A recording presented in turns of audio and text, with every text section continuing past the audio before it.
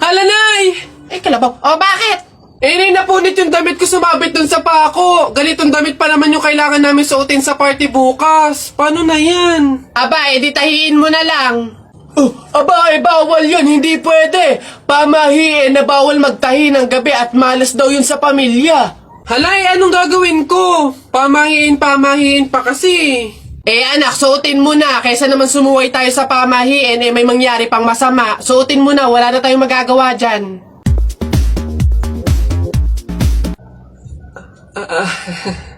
Di ba? Ay! Bagong style, unique, trending, fashion.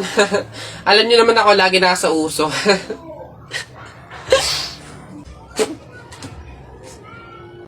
Anak!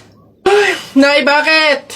Matutulog muna ako saglit. Ikaw muna magbantay sa burol ng lolo mo, ha? Wag na wag mong iiwan yon. Dapat daw laging may kasama yon. Ha, bakit naman ay dapat laging may bantay? Pamahiin. Pag daw iniwan mo yung patay dun sa kabaong, papalitan daw yan ng puno ng saging ng mga engkanto.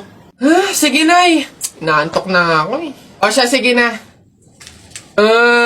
Lolo, inaantok na talaga ako. Pasensya na. Matutulog muna ako saglit. 5 minutes lang, ha?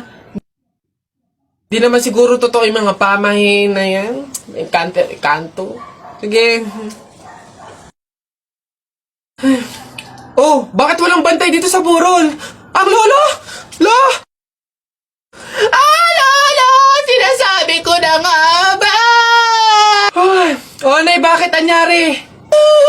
Wala na yung lolo mo. Ha? Wala na sa kabaong si lolo? Oh? Sabi ko naman kasi sa'yo, bantayan mo eh. Kukunin nyo ng mga engkanto at papalitan ng puno ng saging. Kasalanan na ng mga engkantong yan. Babanatan ko yung mga yan. Puno na lang ng saging na natira, lola. Oh, di mabuti, Nay. Ha? Bakit? Di iwas gastusin, makakatipid, wala na tayong ipapalibing. Nay, pasalamat nga tayo sa mga engkantong yan, sila na bahala dun kay Lolo eh. O sige na, papakancel ko na yung lupang lilibingan ni Lolo. Hello? Cancel na po yung lupa, hindi na po kami magpapalibing. Okay. Salamat. Tipid ng 50K. Lala. O basta mga pare, ganito ang plano ha. Kapag andun na tayo sa mga inasal, isang PM1 na only rice lang yung o-orderin natin. Isa lang ha. Tapos PM2 na hindi naman only rice. Makakatipid na tayo nun guys kasi doon sa order na only rice tayo, hihingi ng mga kanin. G? Okay? G. Good day mga sir. Excuse me, order kami, no? PM1 isa na only rice, tapos PM2 na hindi naman only rice, 3. Hi kayo. Sinong maloloko nyo, ha? Wala na kayong maloloko dito. Alam na namin yung mga strategy nyo. Since mahal yung only rice, isang only rice lang yung o-orderin nyo. Tapos yung iba, mga mumurahin na. Ngayon, pag naubos yung kanin, tsaka nyo pupuntiryahin yung isang only rice lang na order nyo. Bubulos kayo ng bubulos, iisa lang naman yung in-order nyo only rice. Sinong maloloko nyo? Hindi. Simula ngayong araw na to, hindi na mangyayari yung ginagawa nyong ganyan. Kung sino lang yung umorder ng only rice, siya lang yung kakain ng madaming kanin. Ay, bawal ba yun? Oo, bawal na nga. Ngayon, kaya wag na kayong magtangkang magdaya-daya dyan mga abutan ng kanin nyo na yan dahil pababantayan ko kayo. Pasok! Kala nyo tignan natin ngayon. Hoy guys, wala na tayong kanin. Hindi tayo lahat pwedeng humingi ng kanin kasi isang only rice lang naman yung order natin. May nagbabantay pa. Hay, nakikita at naririnig ko kayo ha? Tigil-tigilin nyo yung bulungan nyo at pandadaya nyo. Sabi ko sa inyo. Kung sino lang yung umorder ng only rice, siya lang yung kakain ng madaming kanin ha? Ay, ang ganda nito. Rate natin mga 8 out of 10. Siguro, punuin na nila ng halaman hanggang dito. Kakamatay lang niya ng 2023. Sayang, pogi pa naman. Juan de la Cruz. Search natin yung Facebook tsaka yung IG. Ay, eto, nakita ko sa Facebook niya. Tapos sa mga comment, nagkatubig daw siya sa baga. 98 years old, oh. Ay, hanap tayo yung pogi. Ay, maganda to. Huy, picturean mo ka dito pang IG. Maganda yung background eh.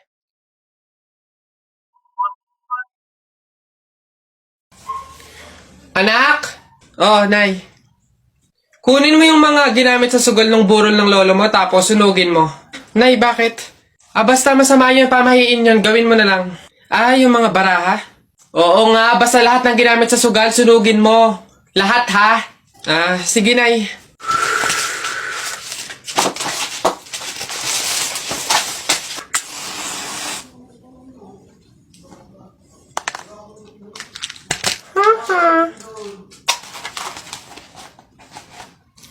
Nasaan yung mga pera dito?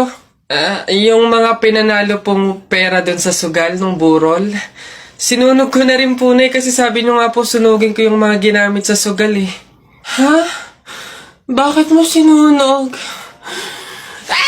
Pre, di ba sabi mo matapang ka? Oo, bakit? Ano? Pindutin mo nga yung fire alarm. Ako? Pipindutin yan? Dali! Hindi mo kaya? Takot ka. Pakala ka pala eh.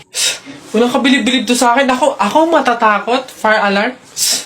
Baka nga di na nagana yun. Tagal-tagal na yun. Tingnan mo Watch me Baka maging idol mo pa ako eh.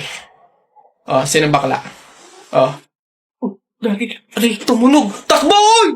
Aray, sira ulo tumunog! Takbo! Okay, huminahon po ang lahat. Kami po ay humihingi sa mga naabalang teacher at mga estudyante dahil po sa pagtunog ng ating fire alarm. Wala pong kahit anong sakunang nangyari dito sa school. Sadyang meron lang po talagang mga estudyante na nagtangkang pindutin po yung ating fire alarm. Buti na lang po at may CCTV at nakita natin kung sino yung pumindot nun. Kung kasi pantimpan. Gagi, ba't ako? Malay ko bang uto-uto ka? Pantay ko ngayon. Kaya naman, pwede na po tayong bumalik sa kanya-kanyang faculty at classroom. Muli, pasensya na po. Pumunta ka sa guidance. Balitang balita sa Radyong Sira. Kakapasok lamang po ng magandang balita, bumababa na po ang porsyento ng teenage pregnancy o ang maagang pagbubuntis ng mga kabataan. Nandito tayo ngayon upang interviewin ng ilan sa mga kabataan kung ano ang posibilidad ng pagbaba ng porsyento ng teenage pregnancy. Miss Magdami, ano kaya ang posibilidad ng pagbaba ng porsyento nito?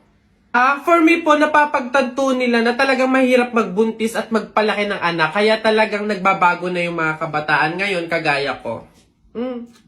Love scars. Pwedeng ganun nga po. O dito naman, Mr. Legaspi, ano kaya sa tingin mo ang dahilan ng pagbaba ng porsyento ng teenage pregnancy? Next interview. Asan yung camera? Boss, sa akin naman, kagaya ko, wala akong jowa. Kaya hindi ako makatalpak ngayon. Kaya yun sa tingin ko yung dahilan ng pagbaba ng porsyento, oo. Ang daming walang jowa ngayon eh. Ayun lang, basic. Ay, ganun po ba sa tingin ko? Ay, ganun nga po. O dito naman panghuli, Miss Aquino, ano kaya ang dahilan? Ay, nako sir, Diyos ko, paano hindi bababa ang percent? Halos lahat ng lalaki ngayon bakla na. Tignan mo naman. Tol. Pre, I love you. Gagi, pansirato. I love you too. Sweet na talaga. Tol, pantay ba yung blush on ko? Tinan mo. Pre, okay naman.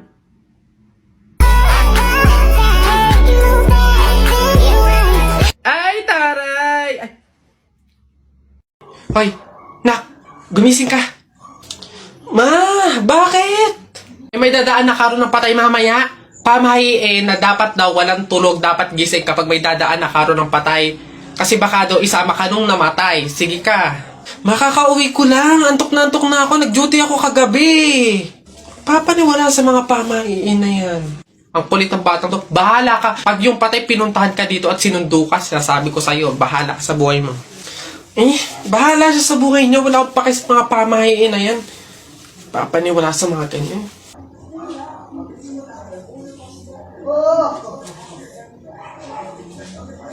Ma, di ba sinabi? Sino ka? Ikaw yung patay doon sa kabilang kanto? Ay, ikaw yung karo ng patay na dumaan kanina. Gising ako nun. Oo, nung dumaan ka kanina. Joke lang yung kanina kung narinig mo. Joke lang yun. Gising ako nun. Ayoko! Joke lang yun! Ayoko! Ayoko.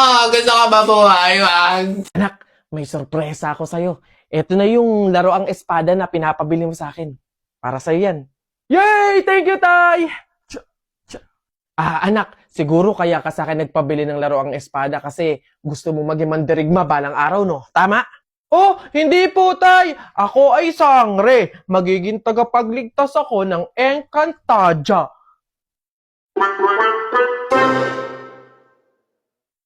O yan na mga Ay, biwa. ging. Sapa. Yan. Oy, last one. Ayan. Ganto tayo. Yan. Yung ganda. Bigyan mo sa akin, ha? Ay, nako. Oh, hi, ganda. Anong hanap? Ito na naman sila. O, go na. Ipakita nyo na lahat ng offer nyo kahit ano, Di ko din naman kasi bibilhin, so go lang. Dali, patingin. Ito naman si Ma'am palabiro. Decision masyado. Hindi nyo naman masasabi. Ay, di ako nagbibiro, te. Dali na, patingin. Sayang oras, eh. So, ito nga, ma'am, yung offer ko ay shadow. Ito, bagong labas to, ma'am. 899 lang. Madami ng shades. Isang shade lang yung gusto ko, Paano ba yan? Ops, ma'am, di ka makakaligtas. Meron ako dito, isang shade lang. Ops, teka lang, isang shade nga gusto ko. Pero, rainbow. Meron kayong ganon? Gusto ko isang pahid lang sa talukap ng mata ko, auto rainbow yung shade, ganon. May ganon kayo? Ganon ba, ma'am? Wala po, O, tamo, wala naman pala. O, ikaw, te, anong offer mo? Diyos ko. Ako, ma'am. Ay, nako, ito, ma'am. Offer ko sa'yo, moisturizer sa pes at sa katawan. Ako, panigurado, ma'am, magugustuhan mo to kasi pampaganda to ng balat. Ay, ganun ba? Paano ba yan, te? Maganda na yung balat ko. Ganun ba, ma'am? Ma-enhance naman, ma'am, yung kagandahan ng balat at pampabata to lalo. Pampabata? Gusto ko naman tumanda, te, tapos mamatay na. Papagamitin mo pa ako ng ganyan. Diyos ko naman. O, ikaw, ano sa'yo? Diyos ko. Ay, nako ako, ma'am. Ito ang offer ko sa'yo. Paniguradong bibilhin mo tong collagen capsule namin. Ito, ma'am, for health tsaka for refreshing. Ganon. Ay, we. Real talk? Te, parang mas kailangan mo yan. Bilhin mo na yan. Ikaw na gumamit. Wala ka ng ganda, te. Parang pagod ka na mabuhay. Mas kailangan mo yan. Diyos ko, mga pinaglalaro ko niyo talaga ako. Sige na. Tawas lang naman yung bibiling ko dito. Sige. Kala mo maganda, hindi makaganda. Kala mo hindi mas...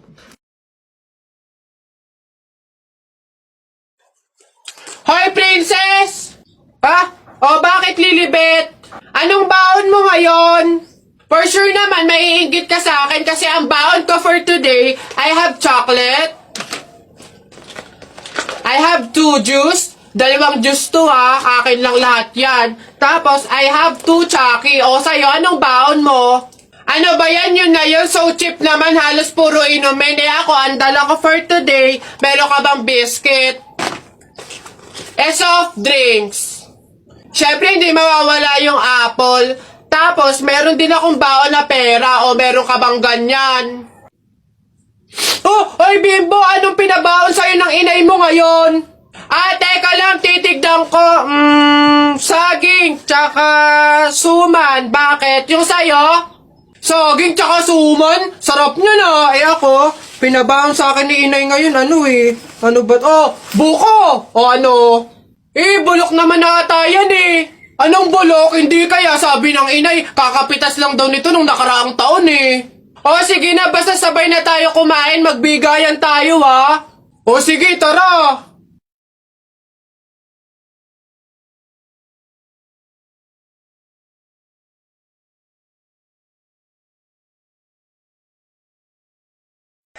Nak! Happy birthday! Ay, Nay, thank you po.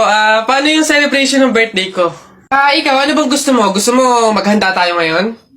Gusto ko sana, Nay, lumabas kaya tayo. Kain tayo sa restaurant ni na tatay.